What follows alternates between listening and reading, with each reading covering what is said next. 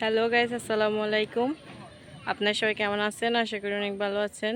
আমি আপনাদের দোয়া আল্লাহর মতো অনেক অনেক ভালো আছি। তো আজকে চলে আসছি আপনাদের মাঝে প্রতিদিনের মতো একটা ব্লগ নিয়ে। তো আজকের ব্লগে আপনাদের শেয়ার করতে আসছি যে কালকে ছিলাম বাপের বাড়ি কিছুদিনের জন্য বেড়াতে গেছিলাম। তো হঠাৎ করে আবার শ্বশুর বাড়িতে চলে আসতে হলো। আজকে দুপুরবেলা চলে আসছি। তো দেখেন আমাদের এদিকে বন্যার পানি এখন অনেক পরিমাণ পানি ছিল, তখন কমে গেছে পানি। এই যে দেখেন এখানে পুকুর গিরার জন্য যে দাজ্জাটা দিয়েছিল ওটা এখন দেখা যাচ্ছে পানি কমে গেছে এই জন্য। তো বন্যার পানি আমাদের এখানে উঠে হয়েছিল পিছনের দিকে। তো পিছনের দিকে গিয়ে আমাদের রান্নাঘরটা যেহেতু ভেঙে গেছে আগে থেকে একটু বৃষ্টির কারণে ভিজতে ভিজতে রান্নাঘরটা ভাঙ্গা ভাঙ্গা অবস্থা হয়ে গেছিলো। বন্যার পানি এসে তো আরও ভেঙে গেছে। তো আজকে নাকি বাসায় ওই ধরনের কাজগুলো চলতেছে, রান্নাঘর তৈরি করার কাজ চলতেছে। তো এই জন্য আমাকে বাপের বাড়ি থেকে হঠাৎ নিয়ে আসছে। তো বাড়িতে কালকে একটা ঘটনা ঘটে গেছে বাপের বাড়িতে, যেটা হচ্ছে তাবাসসুমকে নিয়ে। আমাদের তাবাসসুম এখন মা হতে যাচ্ছিল, সেটা তো আপনারা জানেন অনেকেই। তো আমি ওটা শেয়ার করতে আসছি আপনাদের। তো কালকে রাতে হঠাৎ তাবাসসুম রাত 11টার দিকে অসুস্থ হয়ে পড়ছিল। তো ওকে সবাই মিলে হাসপাতালে নিয়ে গেছে। হাত পা ব্যথা করতেছে, নাকি মাথা ব্যথা করতেছে, তারপর পেট ব্যথা করতেছে। এগুলা নিয়ে ও যেহেতু প্রেগনেন্ট, এখন ওগুলা তো এড়িয়ে যাওয়া সম্ভব না। তো ও অনেক কান্নাকাটি করতেছিল কালকে। তো হঠাৎ ওকে নিয়ে অনেক রাতে হাসপাতালে গেছিল সবাই, বাসায় কেউ ছিল না, আমি আর আব্বু ছিলাম। তো এখন আব্বুকে রেখে চলে আসলাম শ্বশুর বাড়িতে, যেহেতু হাজব্যান্ড নিতে গেছিল ওই জন্য। কারণ শ্বশুর বাড়িতে রান্নাঘরের কাজ চলতেছে, হাজব্যান্ড নিতে গেছে, এই জন্য চলে আসতে হলো হঠাৎ।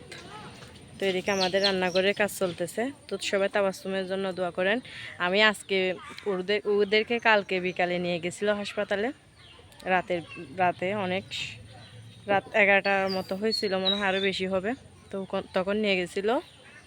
আর এখন প্রায় কয়টা বিকাল 7টা হয়েছে, এখন 5টা বেজে গেছে। তারপরেও এখনও আসে নাই ডাক্তারের কাছ থেকে। ওকে নাকি ইঞ্জেকশন আর স্যালাইন দিছিল, তিনটা তিনটা স্যালাইন চলছে কাল রাত থেকে নাকি। তো আর এদিকে আমাকেও চলে আসতে হলো বাসা থেকে। তো আমি আম্মুকে কল দিয়ে চলে আসছি এখন শ্বশুর বাড়িতে। তো আজকে শেয়ার করব আমাদের শ্বশুর বাড়ির কাজগুলো আপনাদের শেয়ার করতে আসছি। সামান্য বন্যা পানি না উঠলে কী হবে, প্রচণ্ড বৃষ্টির কারণে আমাদের অনেক কিছু ক্ষতি হয়ে গেছে, যা আজকে আপনাদের শেয়ার করতে আসছি বৃষ্টির কারণে। তো যাদের বৃষ্টিতে পানি উঠছে তাদেরকে অনেকে হেল্প করতেছেন, আর আমাদের পানি উঠে নাই, আমাদের হেল্প করতেছেন। যাদের পানি উঠছে এমনিতে গরু উঠছে, গরু ডুবে গেছে, 2 দিন খাইতে পারে না এটা, কিন্তু আমাদের অনেকটা ক্ষতি হয়ে গেছে। যেমন ধরতে গেলে আমাদের গাছগুলো ভেঙে গেছে, তারপর রান্নাঘর ভেঙে গেছে, তারপরে ওইদিকে চারদিক দিয়ে যেটা বাড়ির মধ্যে চারদিক দিয়ে ঘেরাও দিছিল টিন দিয়ে, সেই টিনগুলা শুদ্ধ পড়ে গেছে। আর গাছগুলা পুকুরে পড়ে গেছে। দেখেন, ওই যে দেখেন পুকুর পাড়ে একটা জাম গাছ ছিল, জাম গাছ, বড় জাম, যেগুলা কালো কালো জাম আর কি, ওগুলা ছিল। তো সে গাছটাও এখন দেখতেছি আমি, এখানে এসে যখন ভিডিও করতেছি দেখতেছি ওখানে পুকুরের মধ্যে গাছটা পড়ে গেছে। একটা গাছও নেই পুকুরে, সবগুলো এগুলো দেখেন সবগুলা পুকুরের দিকে ঝাঁপিয়ে পড়ছে। তো বাসায় ছোট্ট একটা রান্নাঘর বের করতেছে এখন, বাসায় সে কাজটা চলতেছে। তো সেটা আপনাদের শেয়ার করতে আসছি আমি।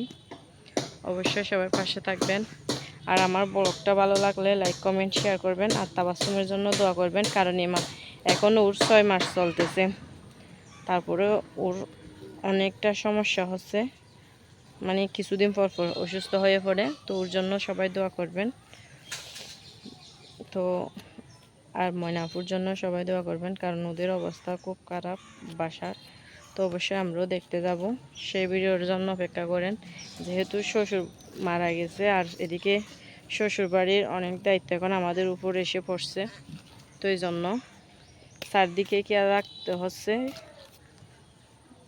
তো সেটা আপনাদের শেয়ার করলাম। তো অবশ্যই সবাই ভালো লাগলে লাইক কমেন্ট শেয়ার করবেন। আমাদের বাসার কাজগুলো আমি আপনাদের শেয়ার করতে যাচ্ছি এখন, তো সবাই অপেক্ষা করেন। এই যে দেখেন প্রচণ্ড বৃষ্টির কারণে পুকুর পাড়গুলো ভেঙে ভেঙে কীভাবে পুকুরে পড়ে গেছে দেখেন। আর ওইদিকে যে দেখেন পুকুরের মধ্যে জাম গাছটা পড়ে গেছে, হয়তো আপনারা দেখতেছেন অনেকটা দূরে। ওই যে ওইদিকে ওয়াল দিয়েছিল, এদিকে সবগুলা গাছ পুকুরে পড়ে গেছে। দেখেন এদিকে দেখেন পানি কিন্তু এখানে উঠে গেছিল বৃষ্টি যখন বাড়ি ছিল। দেখেন এগুলা সবগুলা খালের থেকে উঠে আসছে, বোতল এগুলা সবগুলা এখানে দেখেন, এখানে শুদ্ধ পানি উঠছিল গাছগুলাতে। আর এদিকে আমাদের রান্নাঘরের কাজ চলতেছে। যে ছোট আগে যতটুকু ছিল অতটুকুতে বের করছে রান্নাঘরটা।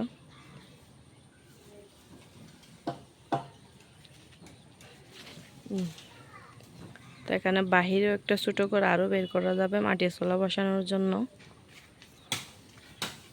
তো এদিকে দেখেন কাগজের আর আড়ালে সুপেলে মাছ ধরতেছে।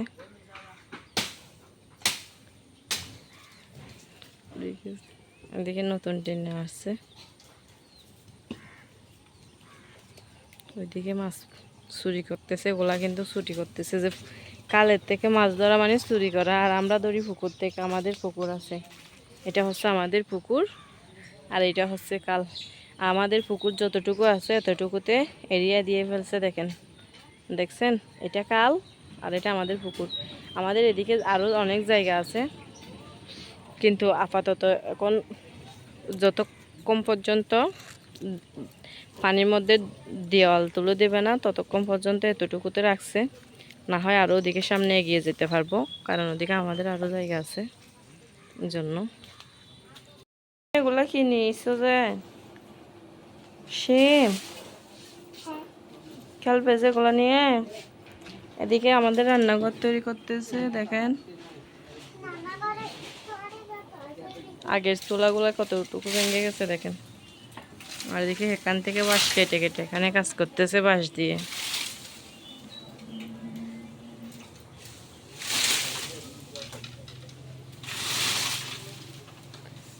নতুন রান্নাঘর। ওইদিকে মাছ চুরি করতেছো, তুমিও যাও মাছ চুরি করে আসো।